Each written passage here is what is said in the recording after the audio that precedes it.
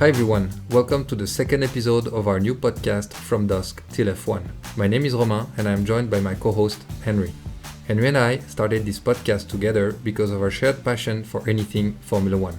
Our passion for F1 actually started 30 years ago, when we were just kids. We have attended several Grand Prix and winter testings together, and we were sometimes fortunate to talk to pilots and team principals to get their point of views on several topics. Growing from this experience, we decided to share our passion and thoughts with other F1 fans, and we hope that you will follow along. In this second episode, we will talk about the 2022 engine manufacturer lineup.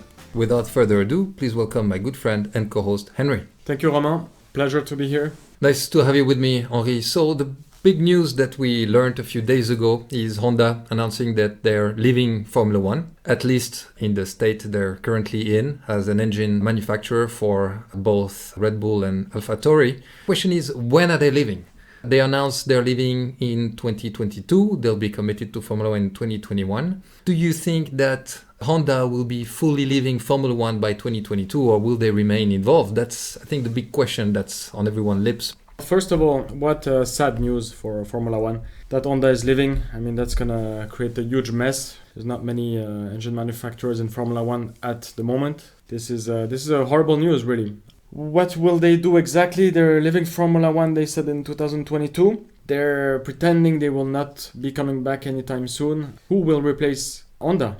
I mean, what engine will Red Bull have next year? On that point, Christian Horner said they have several options on the table. He said that, obviously they will evaluate all options, but the most likely ones, I think, are the following. So the first one is obviously ask for one of the current engine manufacturers to give them engines. Option 2 would be to remain with Honda, which Honda already confirmed is not going to happen. And option 3 would be to somehow develop their own engine. So either start fresh, build their own plant, or have Honda give them the base and develop from there. Obviously, that last option seems a bit unlikely, even though it's possible.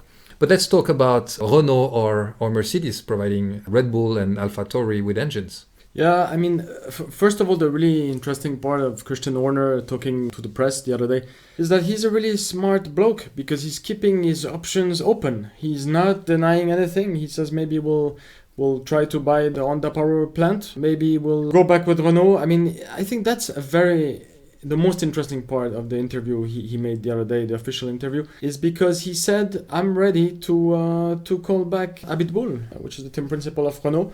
That's a big news. I mean, from last year, yes, it is. You remember seeing the episode of Drive to Survive, and that was probably the best episode, by the way, ever of Drive to Survive. I mean, Vettel and Christian Horner, they can't stand each other anymore, and now all of a sudden they're ready to be friends and sign a new contract for an engine in the future. So, like you said... that's the politics side of Formula 1, I would say. Definitely Red Bull would try not to go to Renault. They haven't to date asked Renault for an engine. I think they have a deadline in the F1 regulation by which they have to go and ask Renault to provide them with an engine. Renault has the capacity. It's been confirmed by Vettel. He said if they ask us, we'll provide them with an engine.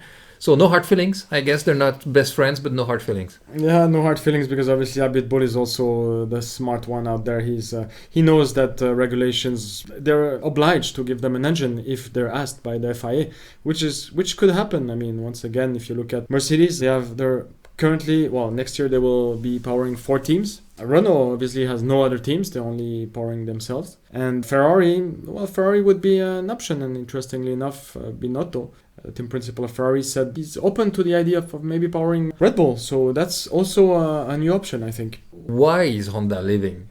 Because we know they're leaving, we know when they're leaving, the question is why they're leaving. And so interesting perspectives that we could pick up from Vettel. Vettel said very clearly that as far as Renault is concerned, there is not enough return on investment as being solely an engine manufacturer in Formula 1. You have to be a works team.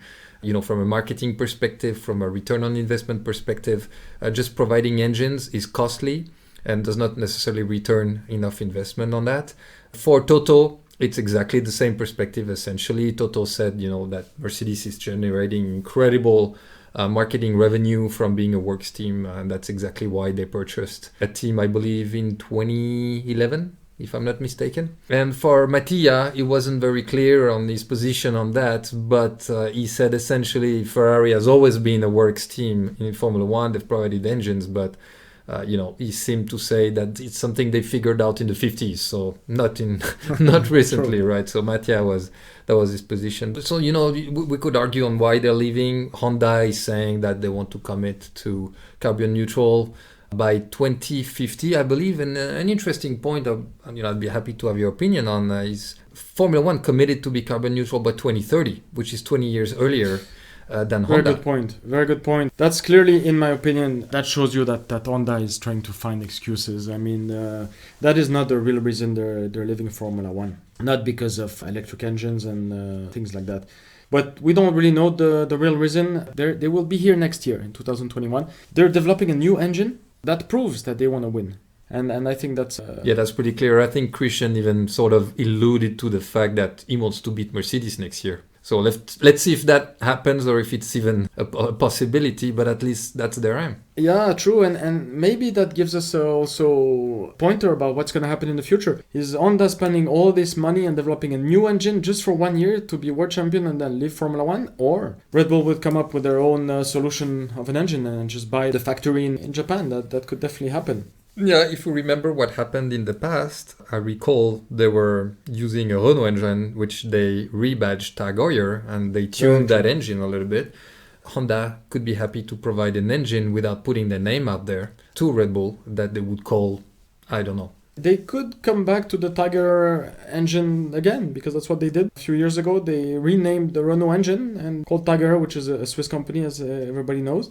And that really worked out at the end and prevented the Renault to have all the problems with Red Bull. So it's definitely an option. They could rebrand the engine, but that's going to cost a lot of money to do that. So is Red Bull willing to spend that much money? They do have all the funds. I don't think it's an issue for them. They really want to win. They want to be world champion again. What options do they have? Coming back to Renault? Maybe a risky situation. Ferrari, we don't know how good their engine will be next year, 2022. The good news for them is that they have a little bit of time to think about what's their option, what they should be doing. Yeah, so some people even say that they may have already an option for next year. But I think they will stick with Honda. I mean, with all the progress they've made, for sure, they'll be with Honda in 2021. Dr. Helmut Marko definitely will be looking at options. He knows for quite a while. So we got conflicting information on that one. Christian says they were informed a few days ago, which I don't really believe. I don't believe a second that Red Bull didn't know about Honda leaving for only a few days. That's probably, they've known that for months. So they've been preparing. We can safely say that. So Renault, we sort of know what's the situation there now. What about Mercedes? So Toto said, no way, we're not going to give engines to Red Bull. We've already got 4 teams we're giving engines to, or selling engines to rather. But again, is that reality? Is that an excuse? But because they may be a bit worried about Red Bull, right? They do good chassis, Red Bull. No, true. And if you come back to the situation a few years ago when Red Bull had these problems with Renault, they went to Mercedes and they asked them, can you guys give us an engine? And Niki Lauda said, yes, we will help you. And then it went to the board of Mercedes, and obviously Toto Wolff, being a smart entrepreneur, he said, no, this is not going to work. We can't give you an engine because after it's going to be very complicated for us to beat Red Bull. So we can't give an engine to Red Bull. And like you said, Romain, he mentioned they will not. But we don't really know, because fact is he used the excuse of they have 4 manufacturers at the moment. 4 teams, I mean, which is, of course, Mercedes. Then they have Aston Martin for next year. And then they have Williams. So that's 4 teams. But if they want to be more competitive, maybe they should quit the deal they have with Williams, And why not? Pouring Red Bull would make it would make it fascinating, I think. Red Bull, I think we've sort of gone around the possibility they have. One point that was mentioned too is AlphaTauri. Christian was very clear, and AlphaTauri's team principal also, in the fact that there's no way they will have different engines in 2022. They said they're sister teams, they'll have the same engine, but is it a possibility that Red Bull may have a different engine than AlphaTauri? So this is question number 1. And question number 2, could we see AlphaTauri with a different engine by 2021, just like they did with Honda? You may recall that AlphaTauri got the Honda engine a year earlier than Red Bull, just to make sure that that engine was worth moving to Red Bull. Could they do the same approach? Use AlphaTauri in 2021 to try a new engine and maybe fit it to Red Bull in 2022? Yeah, once again, very good question, Romain. Because also, if you look at the history, AlphaTauri at some point they were Toro Rosso. They were powered by Ferrari, so obviously, and Red Bull wasn't. So this clearly shows that in the past, twice in their history, they went with completely different engine than Red Bull. Now, interestingly enough, they're saying that they want the same engine because obviously it's going to make things much easier for them and because of the cost regulation that are starting next year. Of course, it makes more sense for them to have the same engine, but let's face it, if Mercedes ditches William and Mercedes comes with Red Bull, AlphaTauri will have to get another engine because there's no way they will get the Mercedes engine. So this could make things interesting, but I don't think it will happen. I think AlphaTauri will have to stick with another engine, and Renault would make sense to them. I think they had the history with them in the past. They had pretty good results, and what else could they do really? Ferrari maybe? Yeah, Ferrari, I would be surprised. Red Bull is a customer team. They're very demanding, and I'm not sure that Red Bull's attitude would fit with Ferrari's attitude from that perspective. That's a very good point. That's point number one. Point number two is I firmly believe, people may not fully agree with me, but I firmly believe that both Mercedes and Ferrari, they're top contenders. Ferrari is having a bit of a hard time right now, but they'll be back at the top at some point, we know. Sure. And they don't want to have Red Bull, who can definitely make a faster chassis if they want. They've been proving that they can be very fast, and I don't think you want to give them an engine just from a pure competition perspective. So no, you're right. I think it wouldn't make sense. I mean, Formula One is already like a very difficult sport, and next year, once again, I mean, the fact that they're going to have cost regulations, cost caps. I mean, they can't spend more money than 145 million, if I'm not mistaken. So that would make their life even more complicated. So it wouldn't make sense from a point of view of Ferrari. I think they already need to develop their engine and be fully focused on them. That brings me to the next point, which is how attractive is Formula One for new engine manufacturers? And we've got different positions on that. If we listen to, obviously that's not my opinion, this is Team Principal's opinion, is that Formula One, according to Abitbull, is not doing a good job enough of advertising their engines and the technology of their engines, and therefore it's not attracting new engine manufacturers into Formula One. This is issue number one, according to him. And issue number two is cost. Those engines are incredible pieces of technology. I mean, look at how much horsepower they're developing with fairly small engines. Yeah, very true. 1.6 liter. And currently cost is a big issue. Attractiveness is a big issue. I think Formula One need to do something to attract new engine manufacturers. Yeah, once again, very good point, Romain. And the main issue is cost, like you just said. And on top of it, at the moment, as everybody knows, we have this COVID-19 crisis, and it's a very difficult time for any businesses and especially car manufacturers at the moment. They're losing a lot of money, and developing the new engine, the V6 hybrid 1.6 liter engines, is very, very costly. And if you look at the money, the amount of money Mercedes spent, Ferrari and Renault, and let's not forget Honda that came back, as we know. It took them a few years to come back, and it's very, very expensive. And who else will come in Formula One? That's a tough one. Maybe Volkswagen. What brand is difficult to say? Maybe Porsche, maybe Lamborghini.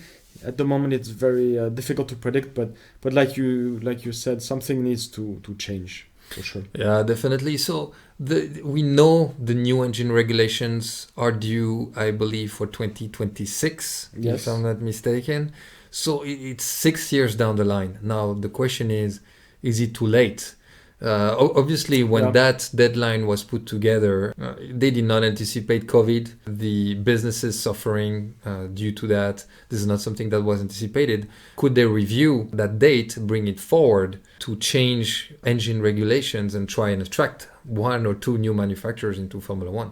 Yeah, that could be an option, and I think this question was raised yesterday or this week for sure, and they talked about it. And there's two problems in that. First of all, the people that already developed the engine, which is obviously Ferrari, Renault, and Mercedes, they spend so much money developing it, and now Mercedes still has a little bit of edge, but they're all fairly close. And none of them would agree to change the rules before 2026. I think it's not going to happen. So this brings big problems, definitely. A big dilemma, we should say. But at the same time, the good news is that other manufacturers that want to come in, they have more time to develop their engine. So we never know. Things could evolve in a good way. And it will all depend really if big groups, because I think if you look at Formula One, Renault right now investing is the biggest car manufacturer in the world, or maybe the second biggest one. Obviously Daimler with Mercedes is pretty big, and Ferrari, let's not even mention it, with Fiat. I mean, so obviously it's huge manufacturers. So what could happen is definitely another big one, and Volkswagen could be the one coming in 2020. Yeah, so this is the one being talked about. Volkswagen or Porsche, those names are out there. Definitely we'll have to see what happens, but exciting prospect for 2022. So many changes, unexpected changes in environment related to COVID and cost caps, etc. I think we'll have to stick there, as all passionate we are about Formula One, to find out whether our predictions are correct or not. But in any case, thank you so much, Henry, and thank you very much, Romain, being here today. Always a pleasure. Thank you all so much for listening today. We hope you enjoyed that second episode of our new podcast From Dusk Till F1. Tune in next week for more, and